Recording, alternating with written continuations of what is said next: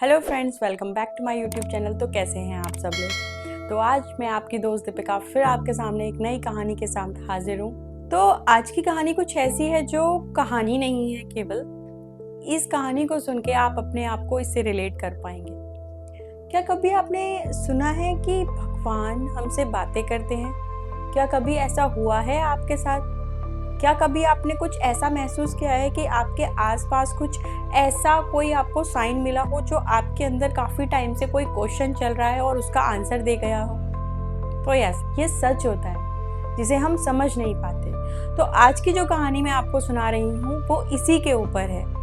एक साधारण सी महिला जिसका नाम सुनीता था, उसके पति का बिजनेस अचानक से बंद हो गया और कुछ प्रॉब्लम्स के चलते हुए उसकी खुद की जॉब भी छूट गई। उसके 2 बच्चे थे छोटे छोटे, एक 4 साल का बच्चा था और एक था 6 साल का।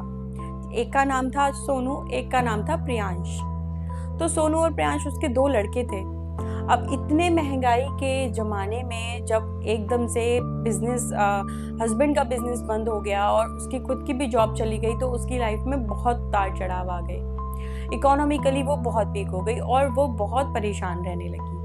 वो हर दिन भगवान से अपनी परेशानी का आंसर चाहती थी, भगवान से प्रार्थना करती थी कि भगवान मुझे कुछ बताओ, क्या हो रहा है, कैसे क्या होगा, मैं कैसे अपनी प्रॉब्लम्स को सॉल्व आउट करूं, मेरे पति का बिजनेस कैसे अच्छे से चलेगा। मतलब वही सारी बातें जो एक इकोनॉमिकली वीक होने के बाद एक महिला भगवान से बातें करती है, सेम उसी तरह से वो बातें कर रही थी। वो हर रोज मंदिर जाया करती थी, अपने बच्चे को भी लेके जाया करती थी, अपने पति के साथ भी मंदिर जाया करती थी और भगवान से रोज प्रार्थना करती थी। रोज उनके सामने बैठ के घंटों आंसू बहाती रहती थी और पूछती रहती थी कि भगवान, क्या मेरा जीवन यही है? क्या मेरे जीवन में इस तरह से ही परेशानियां आती रहेंगी और मैं उसका सोल्यूशन नहीं ढूंढ पाऊंगी? शायद हम सबके साथ भी कहीं ना कहीं ये हो जाता है। हम जब भी परेशानी में आते हैं तो हमें ऐसा लगता है कि ये सब सिर्फ हमारे साथ ही हो रहा है, लेकिन जब हम बाहर निकल के देखेंगे तो ये हर एक दूसरे व्यक्ति की कहानी है। तो इसके बाद अब उसकी लाइफ में कुछ चेंजेस आना शुरू होते हैं जिसे वो धीरे धीरे एब्जॉर्व करती है। सबसे पहले एक दिन वो अपने घर में सफाई कर रही होती है यूजुअली, और उसका हस्बैंड कहीं बाहर गया होता है, उसके बच्चे स्कूल गए हुए थे। वो अपने घर में सफाई कर रही है और सफाई करते करते उसे एक बुक मिली, जिस बुक को उसकी माँ ने उसको बचपन में दिया था। उस बुक का नाम था जीवन के रहस्य, जिसको उसकी माँ बचपन में पढ़ के सुनाती थी और शादी के बाद वो अपनी बुक अपने साथ लेकर आई थी। अचानक से घर में सफाई करते हुए उसे वो बुक मिल गई। अब उसने सोचा कि चलो इसे पढ़ती हूँ मैं, अचानक से चीज मिल गई है तो मेरी माँ की इतनी पुरानी बुक। उसने जब उसे पढ़ा तो उसका पहला सेंटेंस ही उसके सामने था कि जीवन के सारे दुखों का समाधान है, परेशान होना समाधान नहीं है, भगवान पे विश्वास रखो और आगे बढ़ते रहो। जब उसने उस सेंटेंस को पढ़ा तो वो बहुत सरप्राइज हो गई कि आखिर ये एकदम से बुक का मिलना, एकदम से इस तरह का सेंटेंस मेरे सामने आना क्या है। उसने फिर भी अपनी सफाई, अपनी जो क्लीनिंग वो घर की कर रही थी, उसे कंटिन्यू रखा और वो बुक को साइड में रख के अपना वो काम करती रही। उसके बाद इसके साथ नेक्स्ट इंसिडेंट होता है। वो बस में सफर कर रही होती है, कहीं जा रही है बस से सफर करते हुए। अचानक वे बस में चढ़ी। बस में चढ़ने के बाद एक बुजुर्ग व्यक्ति, एक बुजुर्ग इंसान उसे मिलता है, जो वहां आराम से कॉर्नर विंडो वाली सीट पे आराम से बैठे हुए हैं। बहुत ही शांत, काम सा उनका फेस था। अचानक से वो उसकी तरफ देखते हैं।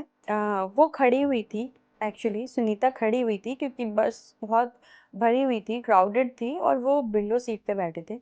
वो विंडो सीट से अपना ऐसे फेस करके सुनीता को देखते हैं और सुनीता से बोलते हैं कि जीवन में हर एक परेशानी का समाधान, भगवान पे विश्वास रखो और आगे बढ़ते रहो।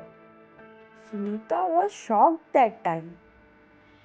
मैं तो इन्हें जानती भी नहीं, मैंने तो अभी 1% बात भी इनसे नहीं की। पर इस तरह का मैसेज, इस तरह की बातें एकदम से करना आखिरकार ये क्या है? और इसके ये बोलते ही वो सुनीता को अपनी सीट देकर नेक्स्ट बस स्टॉप पर उतर जाती है। सुनीता के दिल में एक अजीब सी शांति बैठ जाती है। उसके प्रॉब्लम्स तो कम नहीं होती हैं, जो फाइनेंशियली प्रॉब्लम चल रही है ऑफ कोर्स वो कम नहीं हुई, लेकिन उसके दिल में बहुत शांति बैठ जाती है। वो आराम से अपनी प्रॉब्लम्स का सॉल्यूशन ढूँढती है, क्योंकि जब हम परेशान होते हैं, हम नॉर्मल चीज़ भी नहीं कर पाते। हम अपना काम नॉर्मल तरीके से जो करना होता है, वो भी करना भूल जाते हैं, क्योंकि हमारा माइंड उस टाइम इतना क्लस्टर होता है कि हमें कुछ समझ नहीं आता कि इस चीज़ को कैसे करें। तो अब उसका दिमाग थोड़ा-सा शांत हुआ। इसके बाद उसके साथ थर्ड इंसिडेंट होता है। ये भगवान का तीसरा संकेत था जो उसके लिए था, और वो धीरे-धीरे इन बातों को एब्ज़ॉर्ब कर रही थी कि कुछ तो है जो मेरे साथ हो रहा है। भगवान के संदेश मुझे कहीं न कहीं मिले। बट स्टिल वही फिर से घर में आना, वो सारी चीज़ें करना और फिर उन सब परेशानियों को देखना, तो वो उनको भूल गई इंसिडेंट्स को। अब इसके बाद उसके साथ तीसरा इंसिडेंट होता है। वो फिर से मंदिर जाती है। घर में फाइनेंशियली प्रॉब्लम थी। वो बहुत परेशान है। हस्बैंड का भी बिज़नेस अच्छे से नहीं चल पा रहा है। वो मंदिर गई। मंदिर के बाहर सीढ़ियाँ जो होती हैं, फिर ऊँचाई पे था, तो सीढ़ियों से चढ़कर वो मंदिर की ऊपर से सेकंड जो सीढ़ी होती है, उस पर बैठ गई और भगवान से वहीं बैठकर प्रार्थना करने लगी कि मैं कहाँ आगे खड़ी हो चुकी हूँ भगवान। मुझे कुछ समझ में नहीं आ रहा है, मेरे साथ क्या हो रहा है, मैं कैसे इन सब से बाहर निकलूँ, मुझे कैसे सॉल्यूशन मिलेगा? और वो फूट-फूट कर भगवान के सामने रोने लगी। बहुत देर तक रोती रही, आँसू बह रहे हैं उसके, वो भगवान से प्रार्थना करती रही। अचानक से उसके पीछे से मंदिर के पुजारी आते हैं, उसके कंधे पे हाथ रखते हैं, "बेटी, परेशान मत हो, वो बैठे हैं ना अंदर, वो हर एक परेशानी का समाधान करेंगे। वो हर तरह से तुझे अपने मैसेजेस पहुंचा रहे हैं, बस तू उन पर ध्यान दे।" She was surprised. मैं तो इन पुजारी को भी नहीं जानती, मैंने तो इनसे कोई बात ही नहीं की, इवन मैं मंदिर के अंदर भी नहीं गई, और मैंने कुछ भी ऐसा भी नहीं कि भगवान से बोल बोल कर कुछ बोल रही हूँ, प्रार्थना कर रही हूँ। वो रो रही थी, बट अंदर ही अंदर अपनी प्रार्थना कर रही थी, वो बाहर नहीं, वो मतलब आवाज़ उसकी बाहर नहीं आ रही। तो शी वाज शॉक्ड कि इनको कैसे मेरे दिल की बात पता चली। और अब वो समझ चुकी थी कि भगवान उसको संकेत दे रहे हैं कि सब कुछ हो जाएगा, वो तुम्हारे धैर्य की परीक्षा ले रहे हैं। और सबके साथ भगवान, जो भी आप कभी भी कुछ भी काम करने जाते हैं, तो भगवान आपके धैर्य की परीक्षा लेते हैं। इसके बाद वो अपने घर आई, उसने अपने आंसू पोंछे, वो अपने घर आई। वही अपना दिनचर्या वाला काम करती रही। उसके बाद फिर से उसके साथ एक इंसिडेंट होता है। वो किचन में काम कर रही है, खाना बना रही है, और खाना बनाते-बनाते एक रेडियो पे एक ऐसे ही मतलब जो शोज़ चलते हैं म्यूज़िक वाले, वो सुन रही है नॉर्मली। और जैसे ही वो उसने रेडियो जस्ट ऑन किया है, रेडियो ऑन करते ही एक गाना उसमें बजता है जिसके बोल कुछ इस प्रकार से होते हैं, जीवन की हर कठिनाई का समाधान होता है, बस तुम दृढ़ निश्चय रखना। कुछ इस तरह के, कुछ पुराना गीत, हिंदी गीत था वो, पुराना, और इस तरह के उसने बोल सुने। शी वॉज लाइक, ये मेरे साथ क्या हो रहा है?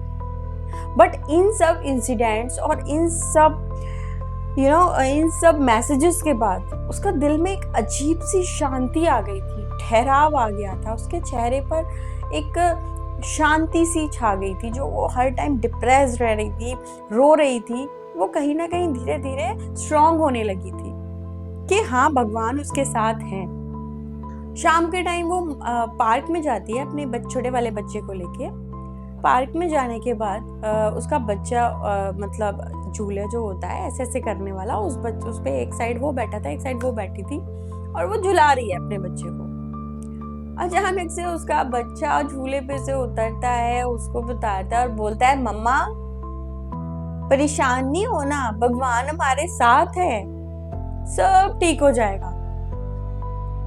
उसकी आंखों में आंसू थे उस टाइम, वो लिटरली रो रही थी, बट ये आंसू परेशानी के नहीं थे। अब उसे पूर्ण विश्वास हो गया था कि भगवान उसके साथ है। एक छोटा सा बच्चा 4 साल का, इतनी बड़ी बात, ये भगवान का ही संदेश है।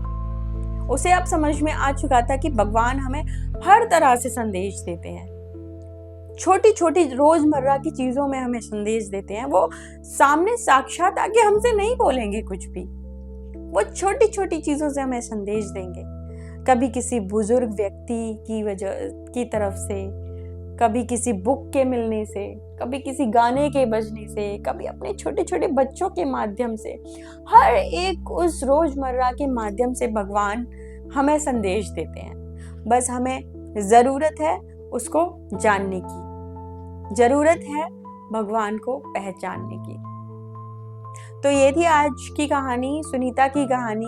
ये सिर्फ सुनीता की कहानी नहीं, ये हम सब की कहानी है। जब जब हम परेशान होते हैं तब भगवान हमारे साथ होते हैं और हमें एहसास दिलाते हैं कि तुम परेशान मत होना। वो हमारी परीक्षा जरूर लेते हैं, लेकिन लास्ट में उसका हमेशा सॉल्यूशन देते हैं। तो इस तरह से भगवान पे दृढ़ निश्चय बनाए रखिए, अपना विश्वास बनाए रखिए। और इस कहानी से मैं आप तक बस यही मैसेज पहुंचाना चाहती हूँ। हो सकता है आज मेरा कोई ऐसा बंदा पॉडकास्ट देख रहा हो जो डिप्रेस्ड हो, जो परेशान हो, उसकी लाइफ में बहुत सारी परेशानियां हो और उनके आंसर नहीं मिल रहे हो, और ये पॉडकास्ट अचानक से उसके सामने आ जाए, तो ये कोई नॉर्मल चीज नहीं है, ये भी भगवान का संकेत है। यही आपको समझना है कि निराश नहीं होना। तो मिलती हूँ मैं अब आपसे नेक्स्ट कहानी में, एक बहुत ही इंथुजियास्टिक और जोश से भरी हुई कहानी में। मैं नेक्स्ट पॉडकास्ट में अब आपसे मिलूंगी। उम्मीद करती हूँ आपको मेरी ये कहानी बहुत अच्छी लगी होगी और आपको इस सबसे बहुत कुछ सीखने को मिला होगा। तो चलिए, अगर आपने मेरा चैनल अभी तक सब्सक्राइब नहीं किया है तो जाइए जल्दी से सब्सक्राइब कीजिए। आपका एक लाइक मेरा बहुत सारा मोटिवेशन देता है। तो मिलते हैं नेक्स्ट पॉडकास्ट में, जब तक के लिए शुभ रात्रि, गुड बाय।